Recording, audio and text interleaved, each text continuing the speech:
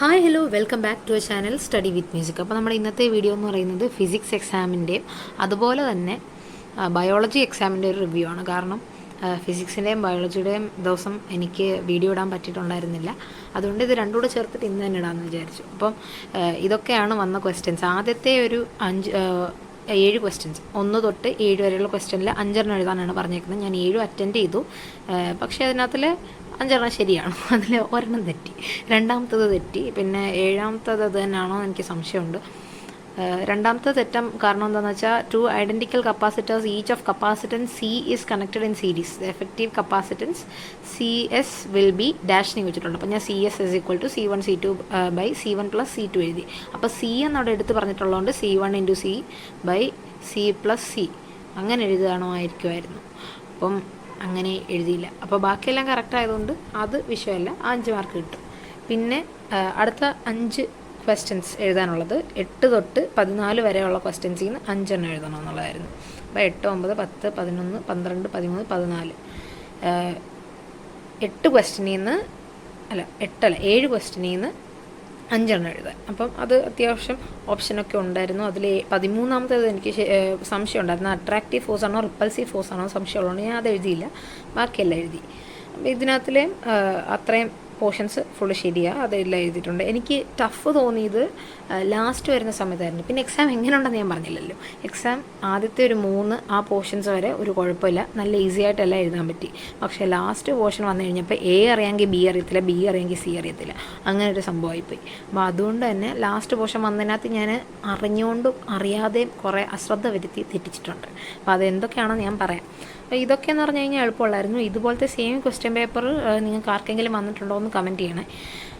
അപ്പം ഞാനിപ്പം ഇന്ന് റെനയുടെ എടുത്ത് നോക്കിക്കഴിഞ്ഞപ്പം ഇതിനകത്ത് കമൻറ്റ് വരുന്നുണ്ട്, റെനയുടെ ക്വസ്റ്റ്യൻ പേപ്പർ സെയിം ആണ്, റെനയുടെ എൻ്റെയും ക്വസ്റ്റ്യൻ പേപ്പർ സെയിം ആണെന്ന് പറഞ്ഞിട്ട്. അപ്പം ഞാൻ എടുത്ത് നോക്കിക്കഴിഞ്ഞപ്പോൾ ഫിസിക്സിൻ്റെയും സെയിം ക്വസ്റ്റ്യൻ പേപ്പറാണ്. അതെനിക്ക് തോന്നുന്നു ഈ ടീച്ചേഴ്സ് അസോസിയേഷൻ ആരോ കമൻറ്റ് ഇട്ടിട്ടുണ്ടായിരുന്നു, ടീച്ചേഴ്സ് അസോസിയേഷനാണ് ഇടുന്നതെന്ന്. അപ്പോൾ അതുകൊണ്ടായിരിക്കും ഒരു പക്ഷേ സെയിം ക്വസ്റ്റ്യൻ പേപ്പർ വരുന്നത്.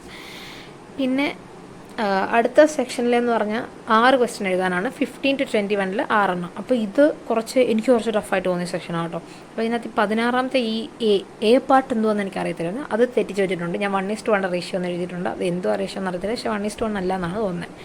പിന്നെ അതുപോലെ 15ാമത്തെ ക്വസ്റ്റ്യൻ കറക്റ്റായത് എനിക്ക് സംശയം ഉണ്ടായിരുന്നതുകൊണ്ട് വട്ടിട്ട് വെച്ചാൽ, പക്ഷേ അത് കറക്റ്റാണ്. പിന്നെ ഇതിൻ്റെ B പാർട്ട് ശരിയാണ്, അപ്പോൾ ഇവിടെ ഒരു മാർക്ക് പോകുമെന്ന് ഉറപ്പാണ്. പിന്നെ 17ാമത്തെ ക്വസ്റ്റ്യൻ്റെ കാര്യം പറയുകയാണെങ്കിൽ 17 എളുപ്പമായിരുന്നു. ഇക്വിപൊട്ടൻഷ്യൽ സർഫേസ് അത് നമുക്ക് എക്സ്പെക്ട് ചെയ്യാവുന്ന ക്വസ്റ്റ്യൻസ് ഏറെക്കുറെ ഉണ്ടായിരുന്നു. പിന്നെ 19ാമത്തെ ക്വസ്റ്റ്യനിൽ അറിയാൻ എക്സ്പ്രഷൻ അത് എഴുതിയിട്ടുണ്ട്. പിന്നെ മൊബിലിറ്റി അതെന്തുവാന്ന് എഴുതിയിട്ടുണ്ട്, μ = VD/E അത് എഴുതിയിട്ടുണ്ട്. പിന്നെ അതിൻ്റെ SI യൂണിറ്റ് തെറ്റിയിട്ടുണ്ടോ എന്നൊരു സംശയമില്ല, അതില്ല. കാരണം നമ്മൾ വോൾട്ട് പെർ മീറ്റർ എന്നുള്ള യൂണിറ്റാണ് ഇക്ക് എടുക്കേണ്ടതെന്ന് തോന്നുന്നു. അങ്ങനെ വരുമ്പം വോൾട്ട് പെർ മീറ്റർ ആയിട്ട് എടുത്തു കഴിയുമ്പോൾ VD/E അല്ലേ, അപ്പം metre per second divided by volt per metre എന്ന് വരും. അപ്പം m²/വോൾട്ട് സെക്കൻഡ് എന്ന് വരും. അതാണോ ഞാൻ coulomb metre per newton second, അത് തെറ്റാണോ എന്ന് അറിയാൻ വയ്യാതുകൊണ്ട്. പിന്നെ 19ാമത്തെ ക്വസ്റ്റ്യൻ ഞാൻ അറ്റൻഡ് ചെയ്തിട്ടില്ലായിരുന്നു, അത് മറന്നുപോയി. കാരണം അതിൻ്റെ B ശരിക്കറിയാത്തതുകൊണ്ട് B ശരിക്കറിയാത്തതുകൊണ്ട് അത് ഞാൻ അറ്റൻഡ് ചെയ്തില്ല. പിന്നെ 20ാമത്തെ ക്വസ്റ്റ്യൻ ആണെങ്കിൽ നമുക്ക് എളുപ്പമുള്ള ക്വസ്റ്റ്യൻ ആയിരുന്നു. പിന്നെ അതിൻ്റെ B പാർട്ടിൻ്റെ ആൻസർ 10 ആണെന്ന് തോന്നുന്നു. അതും എനിക്ക് കണക്കുകൾ വന്നിട്ടുണ്ട് കുറച്ച്. അപ്പോൾ ഞാൻ ഇന്ന് ഒരുപാട് വർക്കൗട്ട് ചെയ്തിട്ടില്ലെങ്കിലും ചെയ്തായിരുന്നു. അതുകൊണ്ട് ഇനി അത് തെറ്റാണോ ശരിയാണോ എന്നൊന്നും അറിയത്തില്ല, 10 ആണെന്നാണ് തോന്നുന്നത്. പിന്നെ 21st ആണെങ്കിലും വലിയ കുഴപ്പമില്ല, എളുപ്പമുള്ളായിരുന്നു. പിന്നെ 22ാമത്തേത് അത് ഞാൻ ട്രൂ ആണോ ഫോൾസ് ആണോ എന്ന് എനിക്ക് കറക്റ്റായിട്ട് അറിയത്തില്ല, അതിന് സംശയം ഉണ്ടായിരുന്നു. പക്ഷേ ഞാൻ ഫോൾസ് എഴുതി, അത് കറക്റ്റാണ്. ഫോർ എനി ക്ലോസ്ഡ് സർഫേസ് എന്നേ ഉള്ളൂ.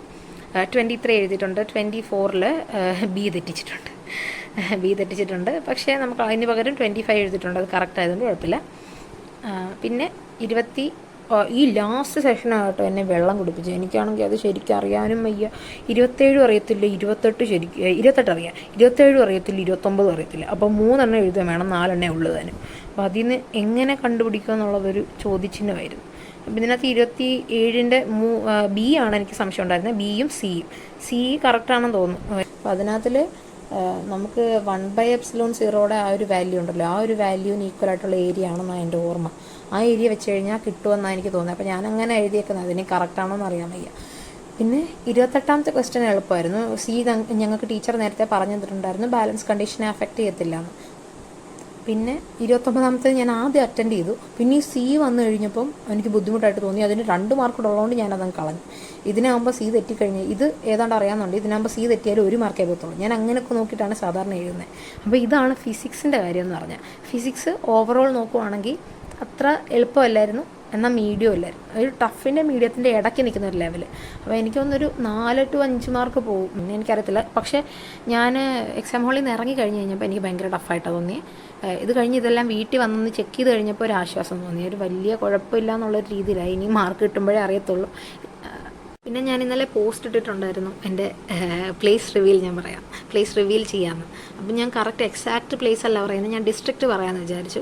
ഒരുപാട് പേര് കമൻ്റ് ഇട്ട് ചോദിക്കുന്നുണ്ട് ഏതാണ് ഡിസ്ട്രിക്റ്റ്, ഏതാണ് പ്ലേസ്, ഏത് സ്കൂളാണെന്നൊക്കെ ചോദിക്കുന്നുണ്ട്. അപ്പോൾ ഞാൻ അതിനെല്ലാം പിന്നീട് പറയാമെന്ന് പറയുന്നുണ്ട്. പക്ഷേ പറഞ്ഞാൽ എനിക്ക് മടുത്തു. അതുകൊണ്ട് ഞാൻ വിചാരിച്ചു ഇന്നങ്ങ് പറയാമെന്ന് വന്നിട്ട്. കാരണം ഈ എക്സാം പേപ്പർ ഒരുപാട് പേരുടെ സിമിലർ ആയതുകൊണ്ട് ഈ എറണാകുളം ഡിസ്ട്രിക്റ്റിന് സെയിം പേപ്പറാണെന്നൊക്കെ പറഞ്ഞിട്ട് കമൻ്റൊക്കെ ഞാൻ കണ്ടു. അപ്പം എൻ്റെ ഡിസ്ട്രിക്റ്റ് എറണാകുളം അല്ല, ഞാൻ ശരിക്കും ആലപ്പുഴയാണ്. അപ്പോൾ ഒരാൾ മാത്രമേ കറക്റ്റായിട്ട് ആലപ്പുഴ മാത്രം പറഞ്ഞിട്ടുള്ളൂ.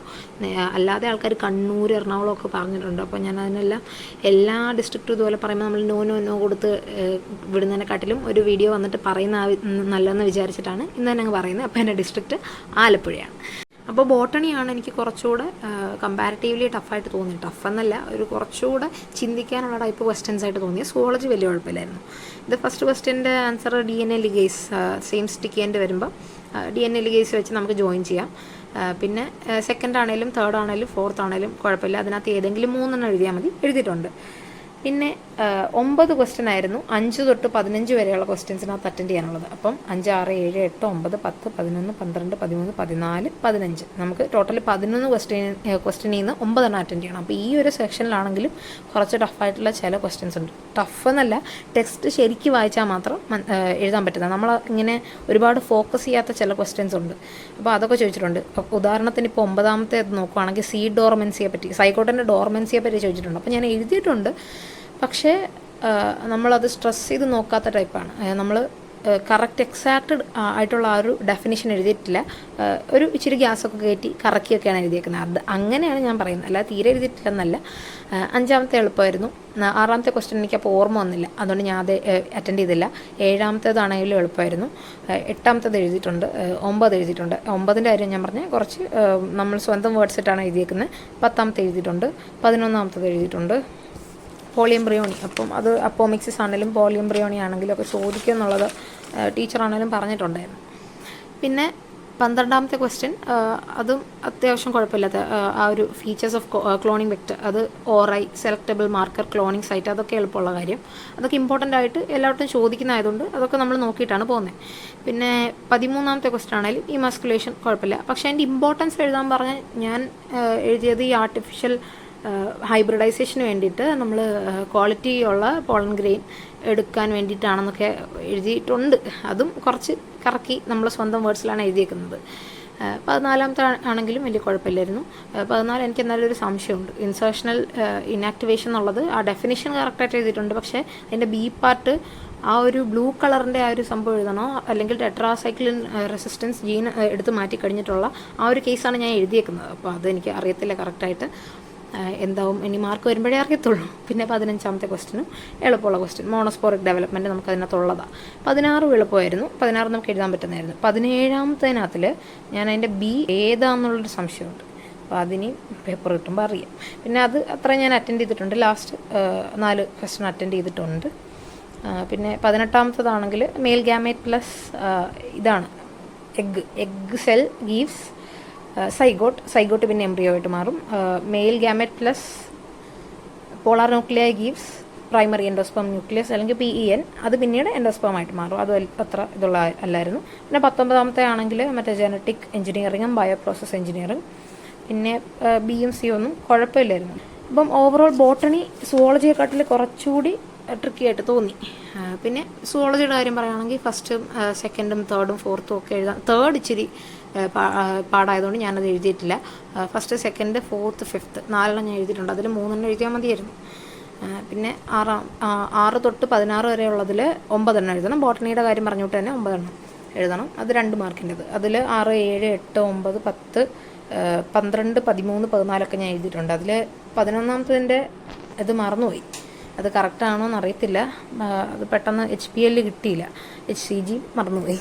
അപ്പം പിന്നെ ഇതൊക്കെ എളുപ്പമുള്ളായിരുന്നു. ഇതിനകത്തിൽ പിന്നെ കൂടുതലായിട്ടും ചോദിച്ചേക്കുന്ന ആപ്ലിക്കേഷൻ ടൈപ്പാണ് എന്ന് പറഞ്ഞാൽ ഇതിനകത്തിൽ ഇതുണ്ടോ 10ാമത്തെ ക്വസ്റ്റ്യൻ, ഒരു A ഗ്രൂപ്പും B ഗ്രൂപ്പും ഉള്ള ഒരു ഫാദറിൻ്റെ മദറിൻ്റെ ചൈൽഡിന് O ഗ്രൂപ്പ് വരാമോ? അത് നമ്മൾ IA സ്മോൾ I എന്നുള്ള ആ ഒരു ഇതിട്ട് വേണം എടുക്കാൻ, എന്നാലേ O ഗ്രൂപ്പ് കിട്ടത്തുള്ളൂ. അല്ലാതെ ഡോമിനൻ്റ് ആയിട്ടുള്ള IAയും IB ആണെങ്കിൽ കിട്ടത്തില്ല. IA സ്മോൾ Iയും IB സ്മോൾ I ഉണ്ടെങ്കിൽ O ഗ്രൂപ്പ് കിട്ടും. പിന്നെ 12ാമത്തത് ഫാദറിന് ഇതുണ്ട്, അപ്പം അത് മകന് കിട്ടുമോ എന്നുള്ളതാണ്. ഇത് sex linked disorder, recessive disorder ആണെന്ന് പറഞ്ഞിട്ടുണ്ട്. അപ്പം നമ്മൾ ഇതിൻ്റെ കാര്യം, കളർ ബ്ലൈൻഡ്നെസ്സിൻ്റെ കാര്യം പറയുകയാണെങ്കിൽ ഇത് ഫാദറിൽ നിന്ന് ഡോട്ടറിനും മദറിൽ നിന്ന് സണ്ണിനുമാണ് കിട്ടുന്നത്. അതുകൊണ്ട് മദറിൽ നിന്ന് മാത്രമേ സണ്ണിന് കിട്ടത്തുള്ളൂ. കാരണം ഇത് X ക്രോമസോമിനെ അഫക്റ്റ് ചെയ്യുന്ന ഇതായതുകൊണ്ട് മദറിൽ നിന്ന് സണ്ണിന് കിട്ടും. അപ്പോൾ അത് ഞാൻ എക്സ്പ്ലെയിൻ ചെയ്ത് എഴുതിയിട്ടുണ്ട്. 13ാമത്തതാണെങ്കിലും കുഴപ്പമില്ല, എളുപ്പമായിരുന്നു. 14 നമുക്ക് എക്സ്പെക്റ്റ് ചെയ്യാവുന്ന ടൈപ്പ് ചോദ്യമാണ് ആ ചാപ്റ്ററിൽ നിന്ന്. പിന്നെ 15ാമത്തതും ഓക്കെ ആയിരുന്നു. ഞാൻ 16 അറ്റൻഡ് ചെയ്തിട്ടില്ല, അതെനിക്ക് ഓർമ്മ വന്നില്ല, സയൻറ്റിസ്റ്റുകളുടെ പേര് എഴുതാനുള്ളത്. പിന്നെ 17 ഞാൻ അറ്റൻഡ് ചെയ്തിട്ടില്ല. 18, 19, 20 ഈ ലാസ്റ്റ് ഒരു സെക്ഷനാണ് ഈ 2 എണ്ണത്തിൽ ഇച്ചിരി ടഫായിട്ട് വന്നത്. ലാസ്റ്റ് സെക്ഷനകത്ത് ഈ 17 ഞാൻ അറ്റൻഡ് ചെയ്തില്ല, ബാക്കി 3 അറ്റൻഡ് ചെയ്തു. 18, 19, 20 ഇതിനകത്തിൽ ഈ 19ാമത്തെ ക്വസ്റ്റ്യൻ കണ്ടോ, അതെന്ന് പറഞ്ഞാൽ ഏത് ടൈപ്പ് ഓഫ് ഇൻഹെറിറ്റൻസ് ആണെന്നുള്ള രീതിയിൽ നമ്മൾ 2ആയിട്ട് ക്ലാസിഫൈ ചെയ്യാം. അപ്പം 3 മാർക്കിനാണ് ചോദിച്ചേക്കുന്നത്. എനിക്കൊന്ന് ഹെഡിങ്ങിന് 1 മാർക്ക്, ക്ലാസിഫൈ ചെയ്യുന്നതിന് 2 മാർക്കായിരിക്കും. ഇതിനകത്തിൽ അത് ക്ലാസിഫൈ ചെയ്യേണ്ടത് ഞാൻ എഴുതിയേക്കുന്നത് ഓട്ടോസോമൽ റിസസീവ് ഡിസോർഡറും ഓട്ടോസോമൽ ഡോമിനൻ്റ് ഡിസോർഡറുമാണ്. അത് കാരണം ആ ഒരു പെഡിഗ്രി അനാലിസിസിൻ്റെ ആ ഒരു ചാർട്ട് കണ്ട ഓർമ്മ എനിക്കുണ്ട്. അതെന്ന് വെച്ചാൽ മയോട്ടോണിക് ഡിസ്ട്രോഫി അതിനകത്ത് ഡോമിനൻ്റ് ആണെന്ന്, ഓട്ടോസോം ഡോമിനൻ്റ് ട്രൈറ്റ് അല്ല ഇൻഹെറിറ്റൻസ് വരുന്ന ഡിസോർഡർ ആണെന്നും, സിക്കിൾ സെൽ അനീമിയ റിസസീവ് ആണെന്ന് അതിനകത്ത് പറഞ്ഞിട്ടുണ്ടായിരുന്നു. അപ്പോൾ അതുകൊണ്ട് അത് എഴുതി. പക്ഷേ അതിനകത്ത് തലാസീമിയ ഡോമിനൻ്റ് ആണെന്നാണ് ഞാൻ എഴുതിയത്, ഇത് റിസസീവ് ആണെന്ന് തോന്നുന്നു. അതുകൊണ്ടാണ് ഈ 2.5 മാർക്ക് സൈഡിൽ ഇട്ട് വെച്ചേക്കുന്നത്, സംശയമുള്ളതുകൊണ്ട്. അങ്ങനെ ഒരു 1/2 മാർക്ക് പോകുമായിരിക്കും. പിന്നെ 20ാമത്തെ ക്വസ്റ്റ്യൻ ആണെങ്കിലും എളുപ്പമായിരുന്നു. ABC അത് നമ്മൾ ആ റീപ്രൊഡക്റ്റീവ് ഹെൽത്തിനകത്തിൽ ഇത് ഇമ്പോർട്ടൻ്റ് ആയിട്ട് പഠിക്കേണ്ടത് തന്നെ ആയതുകൊണ്ട് അത് എളുപ്പമായിരുന്നു. അപ്പോൾ ഓവറോൾ ഫിസിക്സിൻ്റെ കാര്യം പറയുകയാണെങ്കിൽ എനിക്ക് കുറച്ച് മീഡിയം ടു ടഫ് ലെവലും, അതുപോലെ ബോട്ടണിയുടെ കാര്യം ഒരു ബോട്ടണി കുറച്ച് ഒരു മീഡിയം ലെവലും, അതുപോലെ സുവോളജി ഒരു കുഴപ്പമില്ലാത്ത ഒരു ലെവലുമായിരുന്നു. അപ്പോൾ അങ്ങനെയൊക്കെയാണ് ഈ 2 ദിവസത്തെ എന്ന് പറഞ്ഞാൽ. കെമിസ്ട്രി നിങ്ങൾക്ക് അറിയാവുന്ന പോലെ തന്നെ solutions, electro chemistry, chemical kinetics, അതുപോലെ D&F ബ്ലോക്ക്, ഇത് 4 ചാപ്റ്ററാണുള്ളത്. അപ്പം സൊല്യൂഷൻസിനകത്തിൽ ഇമ്പോർട്ടൻ്റ് ആയിട്ടുള്ളത് നിങ്ങൾക്ക് അറിയാമല്ലോ, ഞാൻ നേരത്തെ വീഡിയോ ചെയ്തിട്ടുണ്ട്. സൊല്യൂഷൻസിൽ ആ ഒരു 4 കോളിഗേറ്റീവ് പ്രോപ്പർട്ടീസ് എന്താണ്, കോളിഗേറ്റീവ് പ്രോപ്പർട്ടീസിൻ്റെ ഇക്വേഷനൊക്കെ നോക്കണം, അത് കാണാതെ പഠിക്കണം. പിന്നെ ഇതുപോലെ സോളിഡ് സൊല്യൂഷൻ, ലിക്വിഡ് സൊല്യൂഷൻ്റെ ഒരു ടേബിൾ ഉണ്ടല്ലോ, അപ്പോൾ അത് നോക്കിക്കഴിഞ്ഞാൽ ഇതുപോലെ എക്സാമ്പിൾസൊക്കെ വന്നിട്ട് ചോദിക്കുവാണെങ്കിൽ ചിലപ്പം ഇത് വരുവാണെങ്കിൽ പാടായിരിക്കും, അത് നോക്കാതെ പോയി കഴിഞ്ഞ് കഴിഞ്ഞാൽ. പിന്നെ ഇതുപോലത്തെ കോൺസെൻട്രേഷൻ ടേംസ് ഒക്കെ മൊളാലിറ്റി, മോൾ ഫ്രാക്ഷൻ ഒക്കെ നോക്കണം. പിന്നെ ഹെൻറീസ് ലോ, റോൾസ് ലോ അതൊക്കെ നോക്കണം. ആപ്ലിക്കേഷൻ ഓഫ് ഹെൻറീസ് ലോ അതൊക്കെ ഇമ്പോർട്ടൻ്റ് ആണ്. പിന്നെ ഈ കാരണം ഇമ്പോർട്ടൻ്റ് ആണെന്ന് പറയുന്നത് പ്രീവിയസ് ഇയറിനകത്ത് ഒരുപാട് വന്നിട്ടുള്ളത്. പിന്നെ റോൾസ് ലോയുടെ ഐഡിയൽ സൊല്യൂഷൻ്റെ നോൺ ഐഡിയൽ സൊല്യൂഷൻ്റെ ഒക്കെ ഗ്രാഫോടെ നോക്കി വെച്ചേക്കണേ.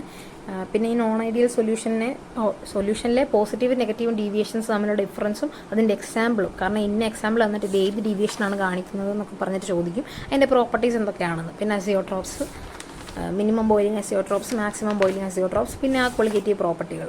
ഇതിത്രയാണ് ഈ ഒരു ചാപ്റ്ററിൽ നിന്ന് കൂടുതലായിട്ടും പഠിക്കാനുള്ളത്. പിന്നെ ഞാൻ എന്തെങ്കിലും വിട്ടുപോയിട്ടുണ്ടെങ്കിൽ നിങ്ങളൊന്ന് കമൻറ്റ് ചെയ്തേക്കുക കേട്ടോ.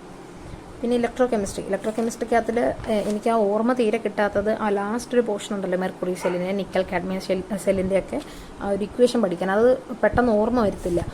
പിന്നെ ഇതിനകത്തിൽ ഗാൽവാനിക് സെല്ലിൻ്റെ അല്ലെങ്കിൽ വോൾട്ടായിക് സെല്ല്, ഗാൽവാനിക് സെല്ല്, അതിൻ്റെ ഡാനിയൽ സെല്ലിൻ്റെ റെപ്രസെൻറ്റേഷൻ, അതുപോലെ അതിലെ ആ ഒരു ഡാനിയൽ സെല്ലിൻ്റെ ഇലക്ട്രോഡ് പൊട്ടൻഷ്യൽ ഉണ്ടല്ലോ 1.1 വോൾട്ട്, അത്.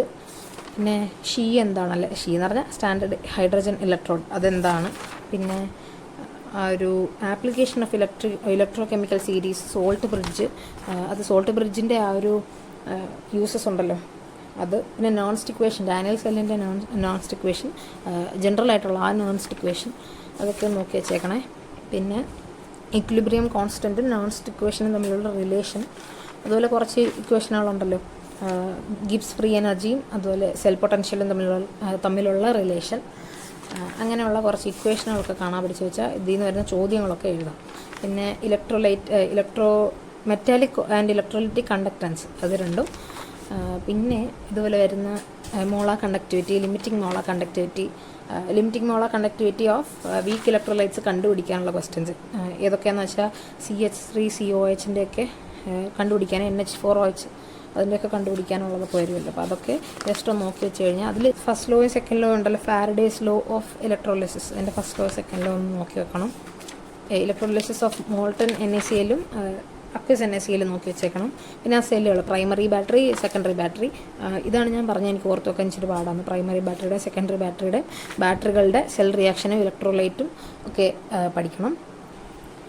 പിന്നെ കെമിക്കൽ കൈനറ്റിക്സിനകത്താണെങ്കിൽ ഏറ്റവും ഇമ്പോർട്ടൻ്റ് ആയിട്ടുള്ള ആ ഒരു റേറ്റ് ലോ, പിന്നെ ഈ കെയുടെ യൂണിറ്റും റേറ്റിൻ്റെ യൂണിറ്റും രണ്ടും നോക്കി വെച്ചേക്കണം. പിന്നെ മോളിക്കുലാരിറ്റി, ഓർഡർ തമ്മിലുള്ള ഡിഫറൻസ്, അത് ഞാൻ ഒരുപാട് പ്രീവിയസ് ഇയർ ക്വസ്റ്റ്യനകത്ത് കണ്ടു, ഓർഡർ മോളിക്കുലാരിറ്റിയും തമ്മിലുള്ള ഡിഫറൻസ്.